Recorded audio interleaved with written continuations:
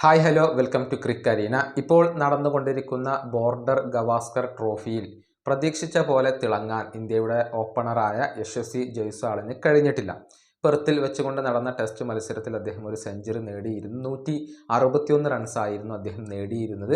പക്ഷേ അതിനുശേഷം പ്രതീക്ഷിച്ച പോലെ തിളങ്ങാൻ അദ്ദേഹത്തിന് കഴിഞ്ഞിട്ടില്ല. 0, 24, 4 അതുപോലെ തന്നെ 4 നോട്ട് ഔട്ട് എന്നിങ്ങനെയാണ് അദ്ദേഹത്തിൻ്റെ പിന്നീടുള്ള ഇന്നിങ്സുകൾ വരുന്നത്. പെർത്തിലെ ആ ഒരു സെഞ്ചുറി മാറ്റി നിർത്തിയാൽ അദ്ദേഹം മോശം പ്രകടനമാണ് നടത്തിയിട്ടുള്ളത്. താരം കൂടുതൽ ഉത്തരവാദിത്തത്തോടു കൂടി കളിക്കേണ്ടത് ഇന്ത്യയുടെ ഏറ്റവും വലിയ ആവശ്യകതയാണ്.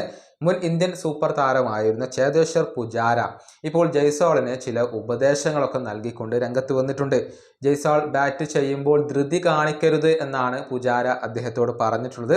ക്രീസിൽ കൂടുതൽ സമയം ചിലവഴിക്കാനുള്ള ഒരു പ്രവണത കാണിക്കേണ്ടതുണ്ട് എന്നും പുജാര പറഞ്ഞിട്ടുണ്ട്. അതിൻ്റെ ഉദാഹരണമായി കൊണ്ട് മുൻ സൂപ്പർ താരമായിരുന്ന അല്ലെങ്കിൽ ഇതിഹാസമായിരുന്ന വീരേന്ദർ സെവാഗിനെയാണ് പുജാര ചൂണ്ടിക്കാണിച്ചിട്ടുള്ളത്.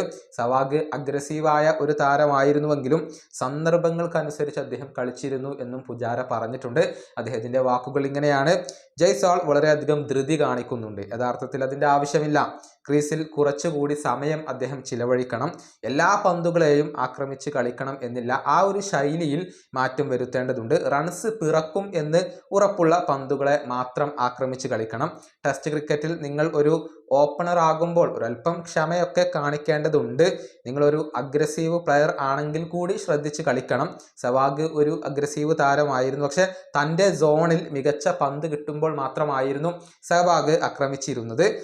ഒരുപാട് അഗ്രസീവ് ആയിട്ടുള്ള ഓപ്പണർമാർ ക്രിക്കറ്റ് ലോകത്തുണ്ട്. പക്ഷെ ടെസ്റ്റിലേക്ക് വരുമ്പോൾ അവരെല്ലാവരും സാഹചര്യത്തിനനുസരിച്ച് കുറച്ച് ക്ഷമ കാണിക്കുന്നുണ്ട്. അത് ജയ്സ്വാൾ മാതൃകയാക്കണം. ഇതാണ് പുജാര ഇപ്പോൾ പറഞ്ഞിട്ടുള്ളത്. ഏതായാലും നാലാമത്തെ ടെസ്റ്റ് മത്സരം മെൽബൺ ക്രിക്കറ്റ് ഗ്രൗണ്ടിൽ വെച്ചുകൊണ്ടാണ് നടക്കുക. ഓപ്പണർ ആയിക്കൊണ്ട് ജയ്സ്വാളും രാഹുലും തന്നെയായിരിക്കും ഉണ്ടാവുക. ഇരുവരുടെയും മികച്ച ഒരു ഓപ്പണിംഗ് കൂട്ടുകെട്ട് പിറക്കുകയാണെങ്കിൽ അത് ഇന്ത്യയെ സംബന്ധിച്ചിടത്തോളം കാര്യങ്ങൾ അനുകൂലമാക്കുന്ന ഒന്നായിരിക്കും. ഈ വീഡിയോ അവസാനിപ്പിക്കുന്നു. അടുത്ത വീഡിയോയുമായി വീണ്ടും കാണാം.